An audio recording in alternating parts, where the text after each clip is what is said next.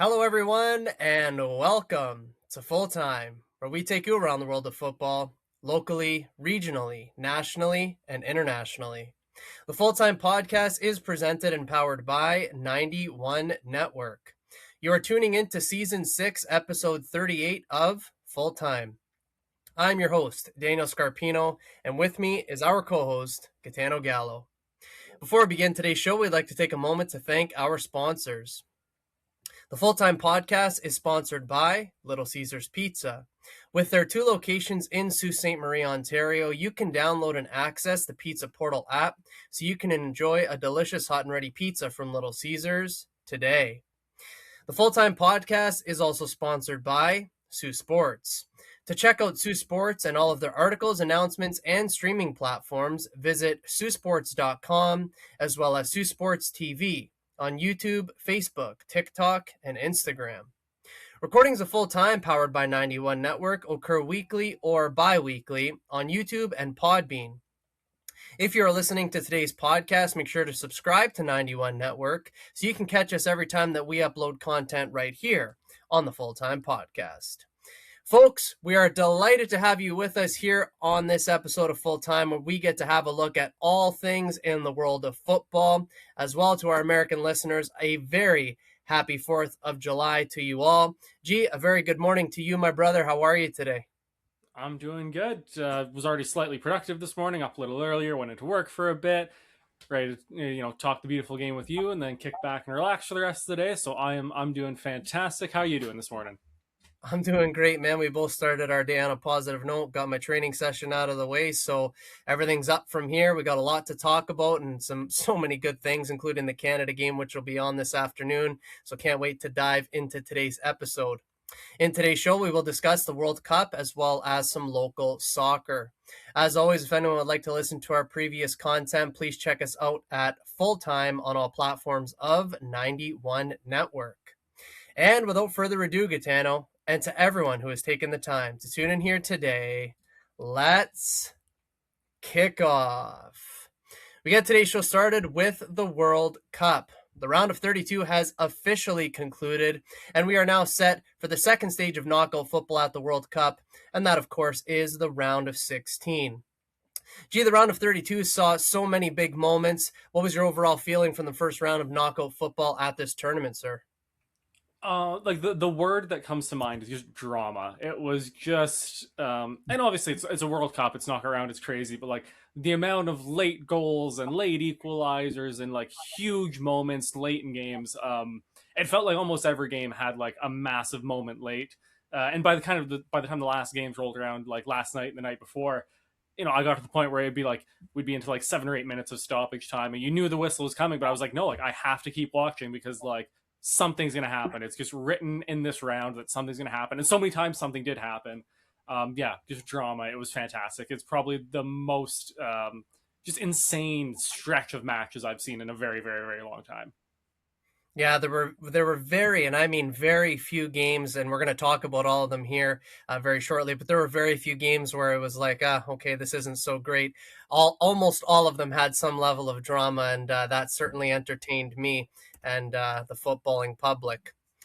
We'll now take a short trip back through each outcome from the round of 32 for all of you. First, there's no other place that we can start. It was South Africa who took on co-host of this tournament, Canada, to see who would claim the first spot in the round of 16. With the game scoreless, a 92nd minute Stefan Eustáquio goal would send Canada through to the round of 16 and ultimately send the entire country into celebration on the back of a 1-0 victory. Gitano, this entire past week, I've been filled with every single emotion, as has every single Canadian, I would say. We are into the last 16, and this was the first time in our country's history that we have won a knockout round game. Absolutely stunning. Yeah, I mean, I got goosebumps. You just like saying that little bit, not even like crazy detail, just saying, hey, like Eustáquio late winner Canada round of 16, goosebumps. It's incredible. We were talking after that game happened that like I remember the qualifying run to 2022 World Cup, and like that kind of being, I was like, this is the best we're ever going to see from Canada soccer. Obviously, we knew we'd be qualified for this World Cup because as hosts, but like I remember like just the fact that Canada were going to play in a World Cup, I was like, this is as great as this program is ever going to see. Um, so like to see Stephen Eustáquio score that winner, we're in the round of 16 of the World Cup. The graphic, because this was the first knockout game played, of like Canada being the only team advanced into the round of 16 will live rent free in my head forever. It was just a really funny graphic. Yeah, just incredible. That was I don't know if I can say that's my favorite Canada game ever. Some of those ones, like I said, in 2022, those qualifying runs were incredible. Um, but just what a way for that team to rise to the occasion. They played phenomenally. I know South Africa had a little more possession, but really did nothing with it. It was a game that Canada dominated for the most part. And it really is, like you talked about when we were previewing it, like Canada need to bury some chances. They didn't. Um, could have easily had 2 or 3 or 4. Um, but I'll tell you that when that ball, when he took the touch on his chest and it dropped perfectly for him, I'm the first guy on the bench in our men's league team to scream like anything inside like 35, 40 yards, like have a hit it. Um, that was my first thought. Like it dropped perfectly for him. Like, oh, you hit that, just hit it. And it was like time like froze as the ball just like flew into the bottom corner, and I screamed probably I scared the absolute um, shit out of my girlfriend and my dog and my cat. Um, yeah, it was just an incredible moment. And then obviously like with his backstory, his mother passing, his dad passing, all of that wrapped around this. Just an incredible moment for him. Jesse Marsh, that speech after the game was just phenomenal. Give him citizenship, like right now. I don't care what happens the rest of this tournament. Like if Jesse Marsh isn't a Canadian citizen by the end of this tournament, there might be like national riots. Phenomenal game, a phenomenal moment for those players, for the staff, for the fans, for everyone involved in soccer in this country. Yeah, just incredible.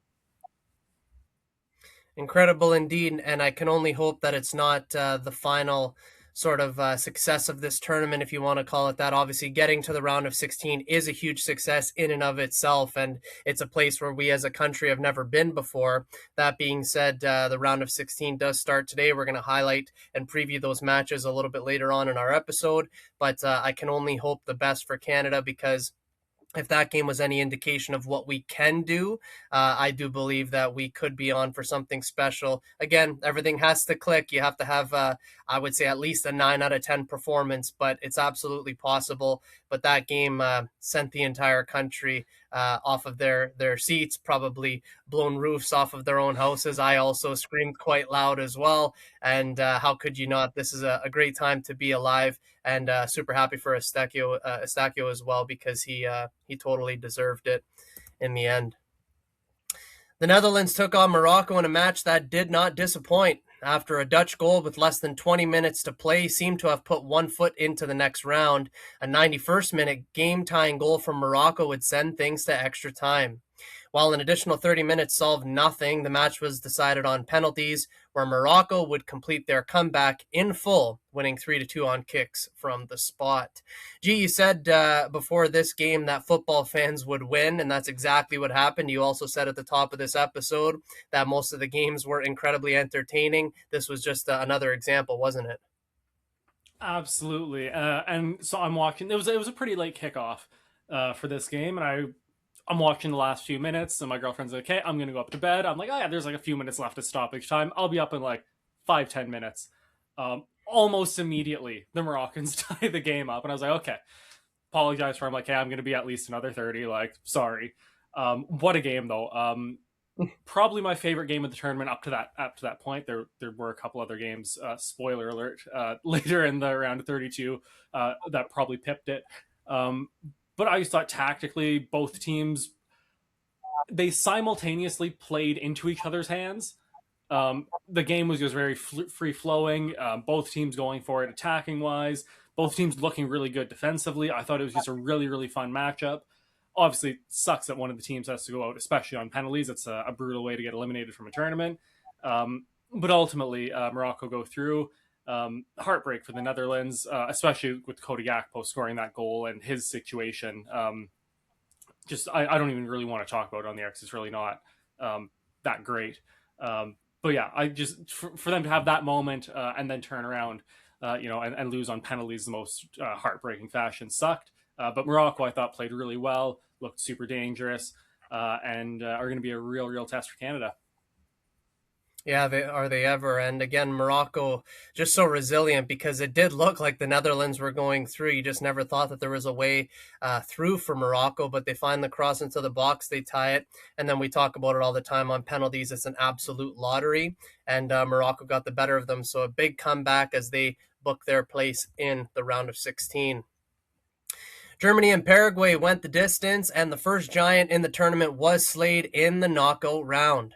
After the match ended 1-1, an additional 30 minutes didn't resolve matters. Paraguay would end up defeating Germany by a score of 4-3 on penalty kicks, however.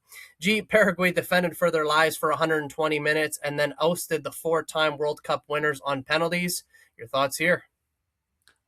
I actually want to ask your thoughts on the disallowed Germany goal in extra time because it's been quite controversial. I think it was the right call. I think the arms were up wrapped around the keeper. But as a referee, because to me not just to me, to everyone, that's a very pivotal moment in the game. Germany having the chance to go up 2-1, but the goal gets called back. What were your thoughts on that? It immediately made me reflect back to the West Ham game when Arsenal was defending in like the 98th minute or whatever it was, and then David Raya got fouled and they called the goal back. Kind of made me reflect on that. So, I mean, I do think that they got it right inevitably, but again, they things have to change next season in terms of what is a foul, what isn't. The way I see it, Gitano, and this I'll give it back to you now, but the way I see it, if you're going to call it one way in the middle of the park, you have to call it the same way in the box. That's just my belief. But I'll give it back to you because, again, I don't have all the answers, but that's just the way I see it. Yeah, and so the way I explained it to our mutual friend Avery, who is unfortunately of German descent for this game, because he was obviously very heated about it. So what I kind of said to him was like the fact that I don't remember who the German player was, but his arms were kind of like up around the keeper. I was like, if he just has his arms by his side and stands there and the keeper hits him, I think that's totally fine. Like he's just standing there. But the fact that the arms go up, yeah, the keeper definitely goes down easy. Like don't get me wrong, he didn't. There wasn't a ton of contact. It wasn't like he got thrown around. But just the fact that like you put your arms up around the keeper, you're just asking for him to flop, and it's gonna get called 99 times out of 100. So I'm glad that we're in agreement there. I didn't think we would be, but I was curious what with your actual refereeing experience, what you would say. But yeah, Paraguay played. Look, it wasn't pretty, but it was phenomenal. They defended really well. Did what they needed to do. They honestly almost scored a couple times in the extra time as well. So didn't just entirely park the bus for 120 minutes. My biggest kind of issue with this game is the story coming out about some of the Germans who didn't want to take penalties uh, in the Yeah. shootout. So I know there were a couple names thrown around, but Leon Goretzka is the big one for me. I'm like, that's a multiple time Bundesliga winner, a Champions League winner. I don't know how you're passing on a penalty in a World Cup, especially. And I did make fun of Jonathan Tah in the moment when he missed his penalty, but with the context of he's never taken a professional penalty, nobody else wanted to step up, so he stepped up and took one. I retracted all my jokes to Avery. I was like, that's a big set of balls on that guy to 100%. step up in that moment, especially when you have experienced players, serial winners, kind of shy away from it. So I do feel bad for him and the couple of players that missed their penalties being put in that position by their teammates. That's quite frankly just embarrassing from some of those guys. But yeah, I think it sucks to see Germany go out so early in the tournament, but Paraguay definitely deserved it. Yeah, they defended for their lives and they got it over the line. But I'm like you in terms of the penalties, and I'm going to reflect back again to another Arsenal thing. I know this has nothing to do with Premier League football or anything like that, but how we talked about in the Champions League final, Martin Zubamendi, Nani Madueke, how are you not stepping up to take a penalty? Some of the German players, how are you not stepping up to take a penalty? Like, it doesn't matter if you don't feel like you're going to score. You're a senior player. You've been there. You've done that. You've won things. You have to step up. It's as simple as that. And they didn't, and that is incredibly disappointing. I would say a couple of things come out from this match. Obviously, kudos to Paraguay. That's the positive.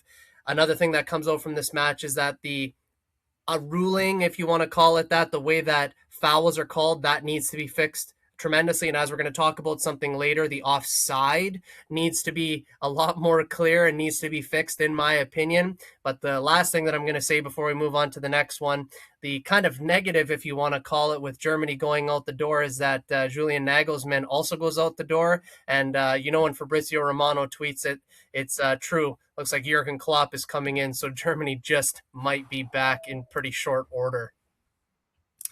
France made quick work of Sweden, winning by a score of 3-0 and thus move into the next round. France remained perfect. Your thoughts?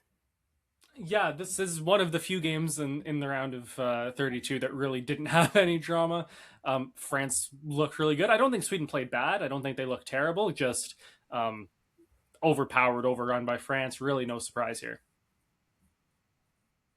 No surprise, but I think what kind of really hurt Sweden was the goal against them on the stroke of halftime. If they would have went into halftime at 0-0, that second half could have been interesting, but the goal on 45 minutes, when I was watching it, I said, I think this is going to be done, and certainly and surely enough in the second half, it was all France. Belgium met up with Senegal in the round of 32, and it had all the drama. Senegal looked as they were going through onto the next round, being up 2-0 late on, but two Belgium goals just before the clock struck 90 minutes would send things to extra time. And in the dying embers of extra time, a VAR penalty check would be confirmed, and Belgium would convert from the spot in the 125th minute, completing the comeback and completing their move to the next round of the tournament. Belgium defeats Senegal by a score of 3-2 after extra time. Belgium left it late, but they pulled it out. Absolutely, and this one I don't even. The VAR, that was 100% a penalty. That's 1,000 times out of 1,000. Yes. I don't know how the Senegalese obviously you're going to try and argue it, but that was as bang on a penalty as you'll ever see. So no real controversy in that, thankfully. What a fantastic game, just incredible. I was convinced Senegal were through. I was like, again, it was one of those ones where I was like, okay, I can kind of not turn off the TV, but I'll kind of start to clean up, do some dishes, and all of a sudden Belgium get one back, and you're like, oh boy, here we go again. Phenomenal game. Yep. Heartbroken for the Senegalese team. They played phenomenally. Were great in the group stage. Fantastic in this game. Just couldn't see it over the line. I did like that kind of Belgium's comeback came with kind of a lot of the golden generation, in quotations, golden generation, off the pitch. De Bruyne was off the pitch. I think Lukaku was really the only one of the older players on. It was a lot of the younger players stepping up and making a difference. So as much as we've joked in the last couple of weeks about Belgium kind of being past it and, the golden generation's over, it's nice to see kind of the next generation for them stepping up in these big moments. Yuri Tielemans, what a penalty under that pressure in the 125th minute. I don't think you hit a better penalty than that ever. But yeah, a crazy game, and Belgium deserved to go through, but it's tough to look at Senegal and say they didn't deserve to go through, because I thought they were phenomenal as well. Yeah, it's tough, but I mean, again, there's no controversy on the penalty, and you're in the last 5 minutes. You have to see that game out when you're up 2-0. It's just that simple. And you want to talk about drama inside the space of the 120 minutes, and there certainly was a lot of it. What really captured my attention, apart from the fantastic Belgium comeback, was what happened after the game with the Senegalese players. So many of them, including the captain, coming out and saying, sorry to our fans. We really do wish that we would have went through, but as long as this coaching staff is still in charge, we will not be back. So they're basically going on protest that is, as long as that coaching staff remains, that they will not play international football. So again, all the drama on the field, but as well, all the drama off the field. So you could probably expect another coaching change at international level. There certainly have been many of them this tournament. The United States locked up with Bosnia and Herzegovina in this tournament. A clean sheet and 2 goals for the States would send them through to the round of 16, as they would win by a score of 2-0. The floor is yours. Yeah, I mean, a pretty even game when you look at the stats. Even watching it, it wasn't, I think the States probably created a lot more chances. I thought Bosnia defended really well. I didn't feel like the States created too many high danger chances. Everything seemed pretty easy. In quotations, easy for Bosnia to defend. The 2 goals, though, obviously sucked for them. The free kick was brilliant, by the way. But really, the big story out of this game is Yes. the red card for Florian Balogun. again, to me, it seems very straightforward. I don't think there's much debate to be had about it. I know there is some issue with because it went to VAR, but I don't think VAR should have been allowed to look back at that. There was some sort of issue with that, but the actual red card itself, like, yeah, absolutely, it studs down his leg, finishing with like a nearly ankle breaking challenge. That's a red 10 out of 10 times for me. What about you? It's unfortunate because obviously, in my opinion, and I don't say this because he's a former Arsenal player, he didn't mean to do it. It's really unfortunate in terms of how the ball travels, how he's looking at the ball. He doesn't look at the player's foot slash leg slash calf, and he steps on it. The ruling is what the ruling is, that if you come down with your studs and it's above the ankle, it is a red card. The ruling on that, at least from I give credit where credit's due, the ruling on that is very clear. I think probably the bigger controversy, I don't know how much you're going to like this, Lionel Messi did that in the first game of the tournament and nothing happened with him. Like, it doesn't really go both ways. So I understand why the red card's given. It is a 1 game ban. It sucks because he did score in the game, and he's going to be out for the next one. We'll see what happens, but again, there's no bias, at least for the host nation. The referees, I would say, excuse me, this tournament have been reasonably good, a lot better than the Premier League. But I don't know if you caught it this morning. I only saw it. Michael Oliver, in charge of the Canada game today, absolutely not having that. Okay. Not having that. Well, you know what? The way I see it, there's no City players involved on either team, so I'm less stressed about that because he seems to just have a strong dislike for us. And I don't think you guys don't have any Moroccan players, do you? No. I don't. Yeah, so I think at least for our personal biases, I think we should be clear. I think he's going to have an awful game because he's an awful referee, but at least we kind of won't have the bias of like, oh, he doesn't like City or doesn't like Arsenal. So that's a little bit of a relief.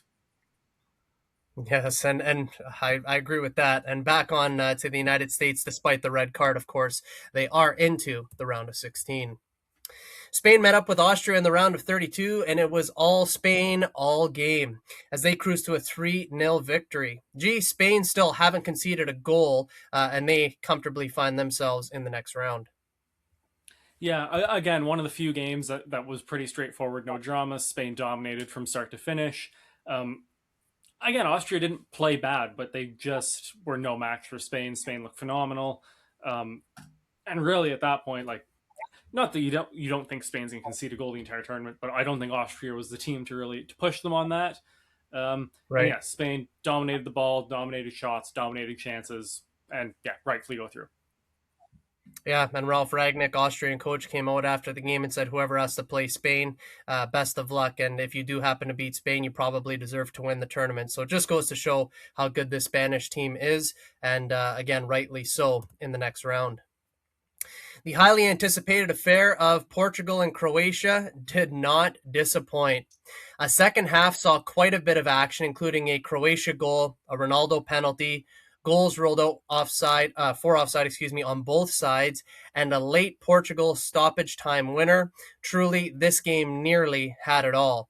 Portugal advances in a thriller over their European counterparts, Croatia, by a score of 2-1.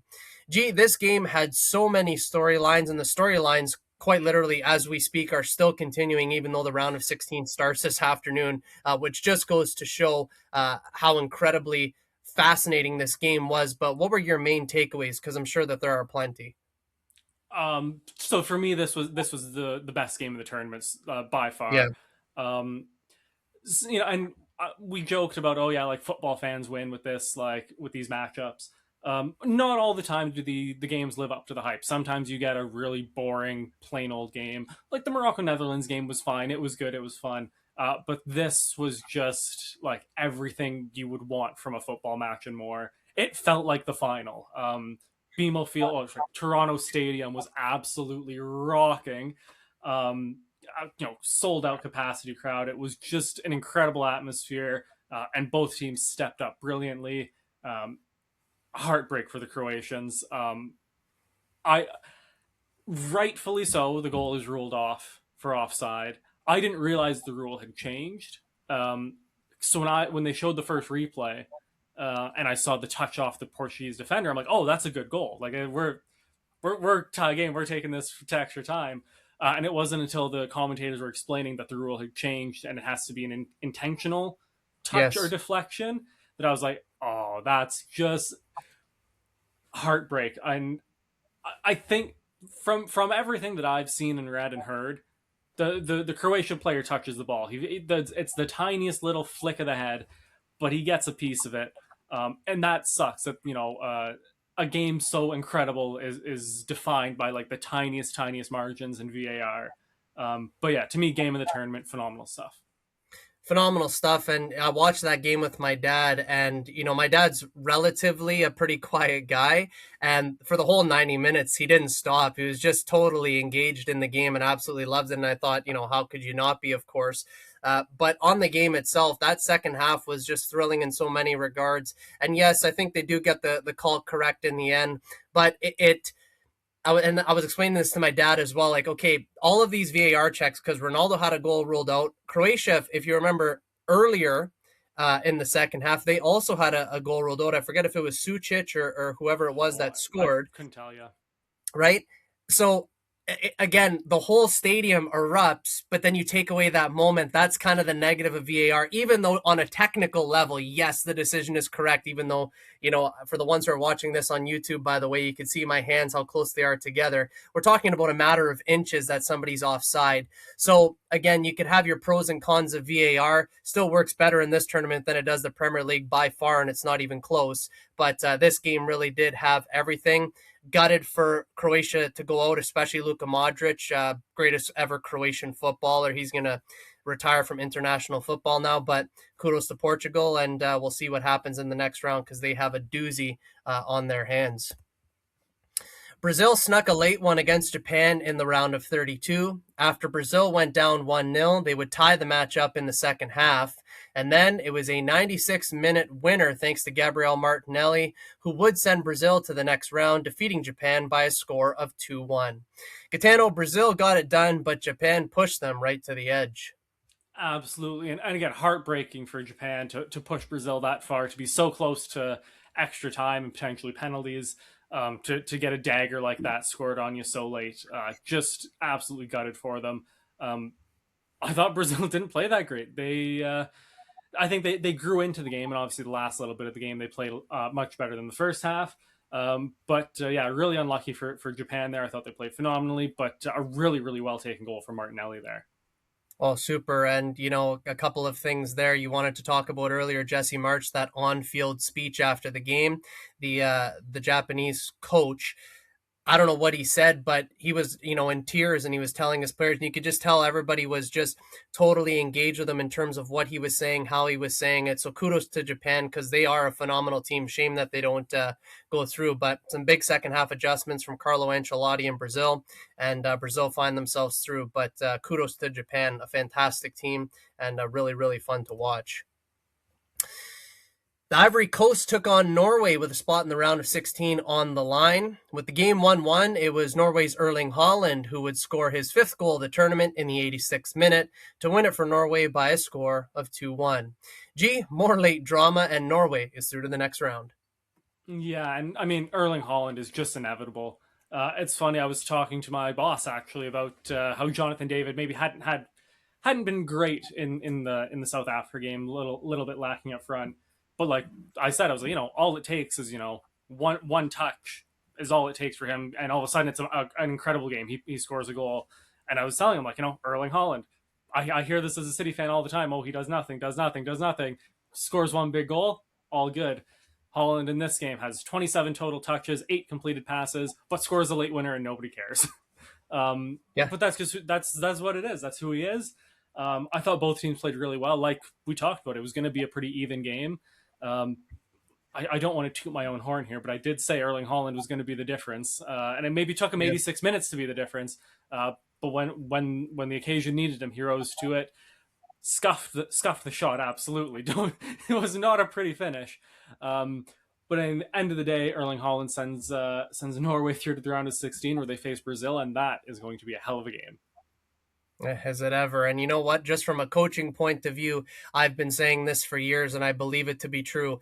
I don't really care if my striker does nothing for me all game. If you're going to come up with the goods and score us a goal to win it, you've done your job. Same thing with a goalkeeper. Somebody could say, well, they didn't have a save to make all game. Well, I hope that they don't. I don't want my goalkeeper tested. That means that the team in front of them has played really, really well. So, from a striker's point of view, even though Erling Haaland didn't do much in the match, he stepped up when the team needed him most, and that is what a striker's role is and what their job is, and he's done it well. Norway through to the round of 16. Mexico continued their magnificent form in this competition, defeating Ecuador by a score of 2-0, putting themselves into the next round.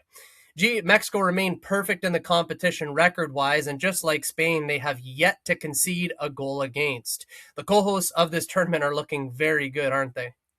Absolutely. And obviously home field advantage is a huge thing for them. Even just playing Mexico in any sort of CONCACAF tournament, home field advantage for them is huge. Those stadiums are not fun to play in. The fans are intense. The altitude is crazy. That difference Yes. for the players, it's a huge difference. It's funny because I didn't know too much about that until the last couple of World Cup. Like anytime we've had to play them, kind of recently since like 2020 ish, when Canada's been like getting good. You actually like understand that difference. I remember like when TFC went there and like the CONCACAF Champions League in like 2017, 2018, 2019, not really understanding why it was so different. Now, obviously, you know the difference. It's a huge factor for them, but they're besides that, just on the field, they are playing phenomenally well. Um, Surprisingly well, I'm not going to lie. I didn't expect them to do this good. Obviously, expected them to have some success. But yeah, just a phenomenal game for them. Ecuador really created nothing. Mexico just looked fantastic in defense and transition and attack. They look really good.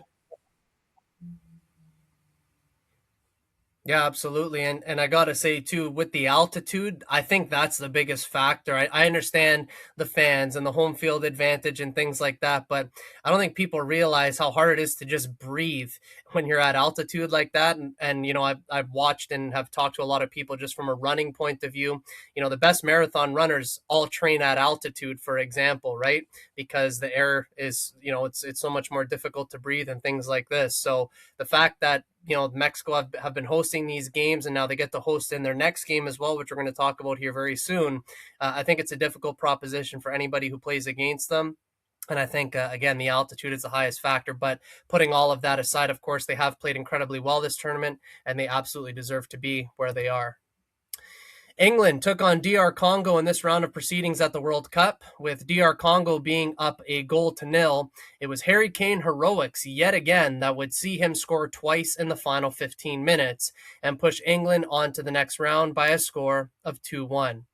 A bit of a get out of jail free card played from England again, but in this game it was the quality of Harry Kane that got them over the line. What can you say here? Yeah, I mean, first of all, Harry Kane's just phenomenal. If it weren't for Erling Haaland, he'd be the best striker on the planet. I don't think it's between the two of them. It's not even close. Like after them, like it's those two and everybody else is below them. Just phenomenal stuff from Harry Kane. Just putting the country on his back again.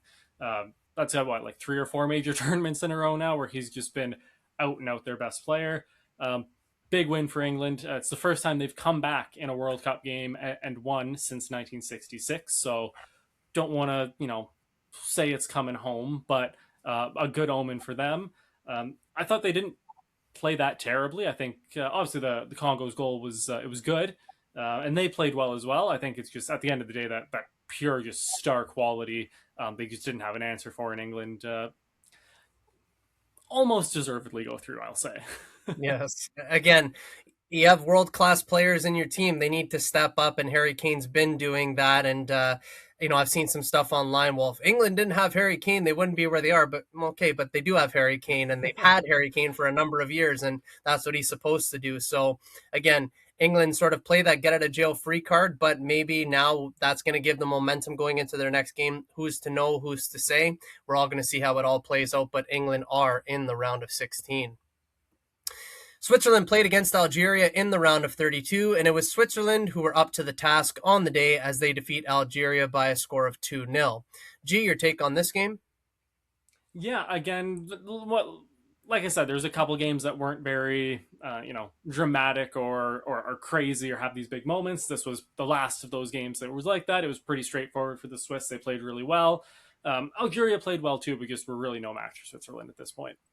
Yeah, and I could not. Well, not that I couldn't believe it. I shouldn't say that, but Algeria pressed incredibly high in that game. I will admit and put my hands up. I couldn't stay up for the whole thing. I fell asleep in the second half, but I just couldn't believe in that first half how high they were pressing with the quality of some of those Swiss players going forward.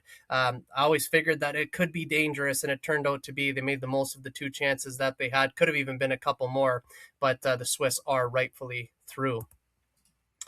A first half goal would be all it would take for Colombia to overtake Ghana as Colombia wins by a goal to nil. G, your analysis of this one? Yeah, a close game again. Colombia played really, really well. A little disappointed in Ghana. I was hoping for a little more from them offensively. They didn't really create much. Anton Semenyo had a really quiet game, and I thought that he would be a big difference maker for them. Um, but yeah, it was a quiet game, I'll say. But Colombia had a couple, or sorry, Ghana had a couple chances to equalize. Didn't capitalize on them. But yeah, Colombia 13th ranked in the world, which I didn't realize. And rightfully so. They played a really smart game. I think is probably the Yes. best way to put this. They didn't take a ton of or they didn't take a ton of chances, capitalized on their few chances, and played pretty well. I would say so as well. And it would have been cool. Again, you want to talk about VAR, a matter of inches. If that Luis Diaz goal would have stood, that would have been incredible. But a decent game nonetheless. And Colombia rightly go through to the next round. Australia faced Egypt in the round of 32 to see who would advance. In what was a tight affair, after 90 minutes, the game was 1-1, and after an additional 30 minutes, nothing changed. This meant penalties would decide the winner, and it was Egypt who won on penalty kicks by a score of 4-2. G, Egypt is into the next round, and Australia is out. Your thoughts? So 2014, the Dutch sub in. They sub out their goalkeeper right before penalties. He goes and makes three saves and wins them the game. Australia tries that tactic, sub out their keeper in the 119th minute, bring in a new keeper. He doesn't save a single penalty. Sucks to see. I do like the gamble. I'm not gonna lie. I thought that was really ballsy to go for it. But really, at the end of the day, Egypt's that little bit of star power they have. Mo Salah, Omar Marmoush had a quiet game, but Mo Salah played really well and ends up being the difference maker. But a pretty even game across the board. I thought it was a really fun one. Yeah, I thought it was too, and commiserations to the Socceroos, of course. I thought they played incredibly well, especially defensively. I thought that they were solid. Never really gave Egypt too much, but yeah, it's the gamble on the goalkeeping situation. Obviously, the coaching staff and the backroom staff and everybody else would have had ample amounts of data to go on. Matt Ryan being an older keeper, the goalkeeper that they subbed out, I think he was only 22 or 23 years old. Matt Ryan in his 30s, former gunner, by the way. So again, these things can happen. They took a gamble, it didn't pay off. That's football, that's life, that's how things go. But kudos to Egypt because just like Canada never won a knockout round game in the World Cup, I didn't know that. So kudos to them for going through to the next round as well. And finally, it was Argentina who played against Cape Verde in what was nothing short of sensational. At the end of 90 minutes, things were level at 1-1, meaning this game, which was the ultimate David and Goliath clash, would need extra time. Argentina would find the go ahead goal in extra time, only for Cape Verde to tie things at two apiece. In the 111th minute, Argentina would convert from a corner kick, bringing the score to 3-2 in favor of the defending World Cup winners, and that is how things would stay. Argentina defeat Cape Verde by a score of 3-2 after extra time. Gitano, Argentina get through, but it is beyond safe to say that Cape Verde captured the hearts of all football fans around the world. Oh my god! Like, even if they had gotten thrashed 10-0 in this game, they still would have had everyone's admiration for how they played in the group stage, and just how they actually played because they played phenomenal football in this game. Like Yes.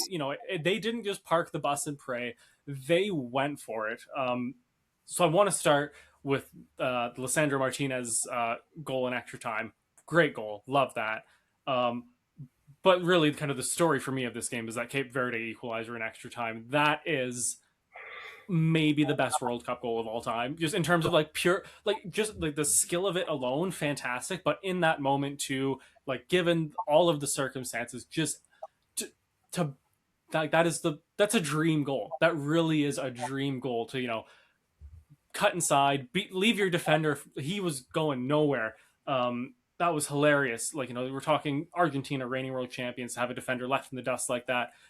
And then to bend probably the most beautiful shot I've ever seen in my life into that top corner. Stunning. It was awesome. I was a Cape Verde fan, for those like 30, 40 minutes that I was able to watch the game. Absolutely heartbroken that, oh, they gave it as an own goal. Thank God. I thought they were going to give Christian Romero that goal, and I would say he's one of like the worst best players I've ever seen. I know. He's so bad, but somehow still so good. So I'm glad they gave it his own goal, and he doesn't get credit for it. Because I was gonna rip on him here, but I guess I don't have to now.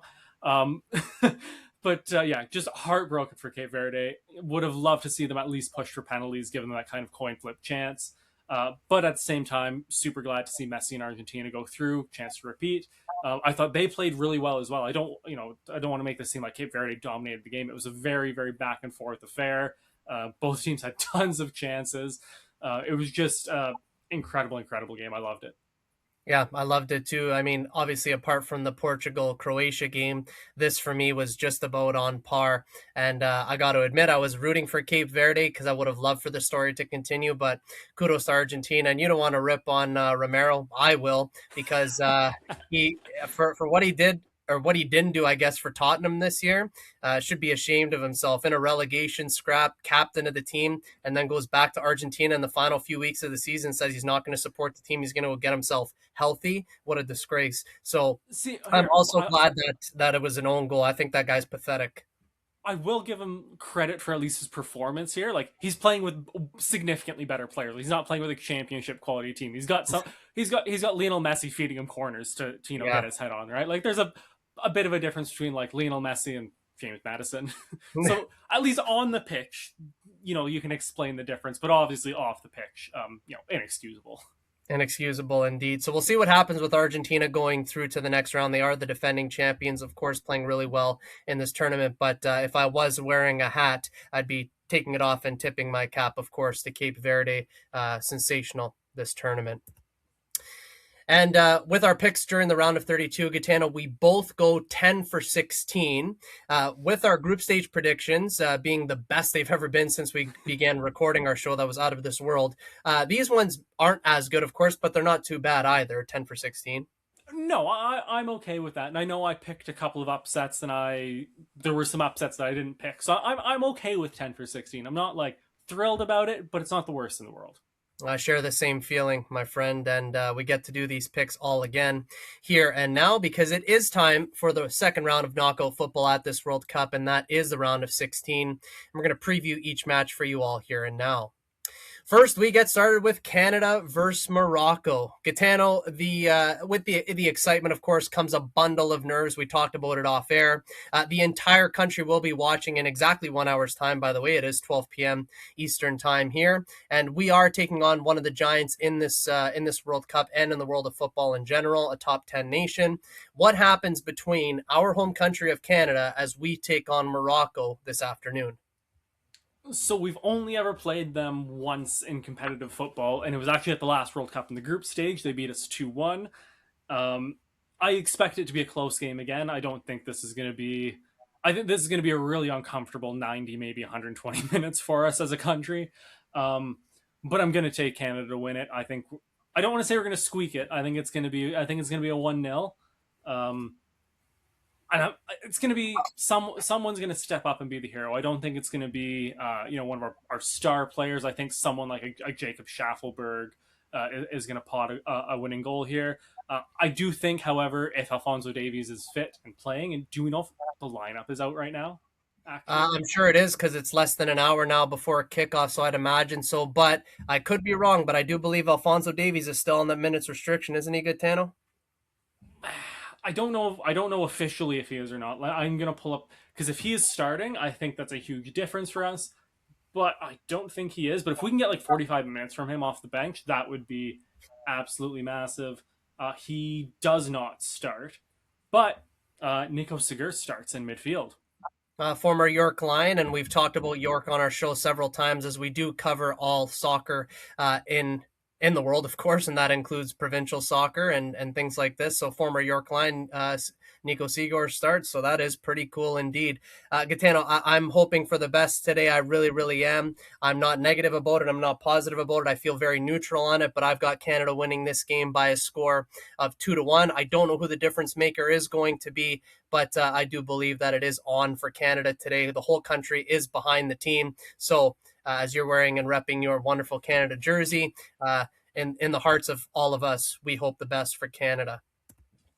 Paraguay will take on France in the round of 16. Gitano, does this success story of Paraguay continue, or will France do what France has done all tournament? It's a tough one because if Paraguay played the way they did against Germany, there's a chance they get a result here. Um, but I feel like it would just be very silly of me to not take France, considering just the abundance of attacking talent and just a talent throughout that whole lineup. I think 99 times out of 100 France wins this game. I don't think this is going to be that one time in 100, so I'm going to take France. Yeah, Gaetano, I'm with you on that. I would feel foolish if I didn't take France. In my opinion, I think that they've looked probably the best in the tournament. I know there's some shouts for Spain and some other teams like this, but I think their attacking quality is just going to be way too much for Paraguay to handle. I don't think that lightning is going to strike twice, so we're both going to take France there. Brazil will face Norway in a highly anticipated knockout match. G, who do you have here? I'm going to take Norway again. I think Erling Haaland is the difference. I think it'll be a very tight game. I don't think it's going to be a very high scoring game. I think it might only be a 1-0. But I'm going to take Norway. The Viking row is gonna row all the way through into the quarterfinals. Catano, I expect this one to be close. The way that I see this game playing out is it going down to the final minutes. Wouldn't even doubt if it went beyond the 90 minutes. I think that the big difference is going to be in the dugout, not willing, at least at this stage, to bet against Carlo Ancelotti, one of the best managers in the world, in my opinion. I think that's going to be the difference from a tactical point of view. So I am going to take Brazil. Mexico will play England in this round to see who advances to the quarterfinals. Gee, a lot riding on this one, but who will ride into the quarterfinals? So I tried to break my jinx with England by picking them last time against Congo. So I'm going to go back to picking against England because I actually don't think they're going to win this game. I think the home field advantage, I think the altitude advantage is going to be way too much for them to overcome against Mexico. And I just think they will kind of collapse under the pressure. I think Mexico, it's not going to be a pretty performance for them. I think it's going to be a very ugly, very much a grind of a game. But I feel like they're gonna steal this one. Catano, I'm on the exact same page as you. I think that there's just too much going against England for them to win this game. The crowd, the travel, the altitude, the time that this game is being played as well, by the way, in terms of the time difference. I believe in England it'll be a 1 a.m. watch I party, think if it's you a will, 2 a.m. or 2 a.m. even worse. So again, I just think that there's too much going against England. If England are to win this game, I think my perspective would probably change, because if you could do this over Mexico, given everything that's going against you, I don't know, you could probably do it against anybody. But for me, I also believe that Mexico will do it at the Azteca. Next, it will be Switzerland taking on Colombia. Gee, who do you fancy in this one? This is going to be an interesting one. I don't think there's a very clear favorite. This is very much a coin flip of a game for me. But just given how well they've played so far in this tournament and what I've seen from them, I'm going to take Switzerland to just exit, but it should be very close. I wouldn't be surprised if we got penalties or extra time. Yeah, I'm almost certain that this is going to go to extra time or penalties. And you talked about a coin flip of a decision. I am just flipping the coin the other way. I'm going to take Colombia, but I could really see this game going either way. Both teams, I would say, are about as evenly matched as you can get. So, really looking forward to that tie in this next round. The United States will take on Belgium to determine who moves on in this competition. Gee, what happens in this contest? I think this one. I think first of all, the lack of Florian Balogun is going to be huge for the U.S. Who steps into that role for them? He's been great for them so far in this tournament. I think they don't really have an answer there. And then I think Belgium just has more quality throughout kind of every position on the pitch, really. Whether they kind of can, stitch it all together and play like they should, play to that quality is yet to be seen. They haven't been that great in this tournament so far, but I think Belgium will go through. Yeah, Gitano, I think on the back of that performance against Senegal, again, Belgium didn't play poorly in the game. They didn't play great, but you know as well as I do from a playing point of view, when you end a game like that, the momentum that you take is just unbelievable moving forward. And, I've been there as a player, I've been there as a coach. You win those late contests that come from behind victories. That tends to bode very well for you, at least for the short term. So I, like you, Gitano, am going to pick Belgium to knock out one of the co hosts. Portugal will see Spain in the round of 16. G, who comes out with bragging rights after this one? Surely this is going to be one of the best matchups of this round. Yeah, well, I mean, this should be one of the best games of the entire tournament, really. Um, I think it's going to be, again, super, super tight. Um, I really just think that defensively, Spain has a bit of an edge. And I also think in attack, their attack just seems a little more. It might not be as potent. It might not have scored as many goals as Portugal so far in this tournament, but it just seems a little more cohesive than Portugal's attack right now. So I'm going to take Spain, but again, I don't think this is going to be a blowout. I think this is going to be very close. Maybe a 2-1. But yeah, I'm going to take Spain. I'm taking Portugal the other way. I believe that they will win 2-1. And the reason why I'm taking Portugal, Gitano, is because I believe from the group stage and last game against Croatia, that's 4 games of ample evidence, ample data for Roberto Martinez to dissect. And I think that there's going to be tons of lessons learned of how they need to defend, because I actually don't think in the attack, as much as people have complained about the attack with Portugal of not finding Ronaldo and people ignoring him or people taking things on themselves and things like this, I actually don't think the problem for Portugal is the attack, because if you take a look at the second level analytics, the amount of chances that they've created have been massive. They just haven't made the most of a lot of them, apart from the Uzbekistan game, which is probably a bit of a throwaway. I think that there's going to be lessons learned for Portugal from a defensive point of view, and I think just on that basis, I think that they will sneak past Spain. Finally, it will be Argentina versus Egypt to round out the round of 16. G, who wins? I think this is going to be, first of all, a really fun game. Two teams that are very super loaded in their attacks. And not that they have questionable defenses, but sometimes, have some defensive lapses that I think, each other are going to take advantage of. I think this is actually going to be a super fun game. I'm probably one of the games I'm most looking forward to outside of, obviously, the Canada game this afternoon to watch. But I do think Argentina with Lionel Messi, that's just too much to overcome, and they should be going through to the next round. Yeah, Gitano, it's going to take a lot for me to go against Argentina. I've learned lessons now in the years of betting against champions. We talk about it in the Champions League. I often don't go against Real Madrid. I've looked foolish a couple times when I did.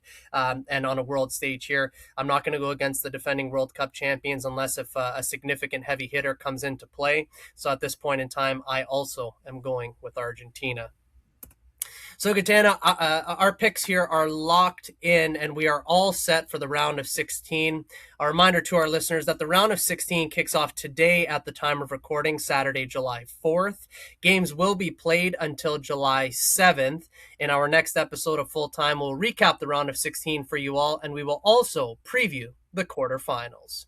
This is Daniel Scarpino and Gitano Gallo, and you are listening to the Full Time Podcast on 91 Network.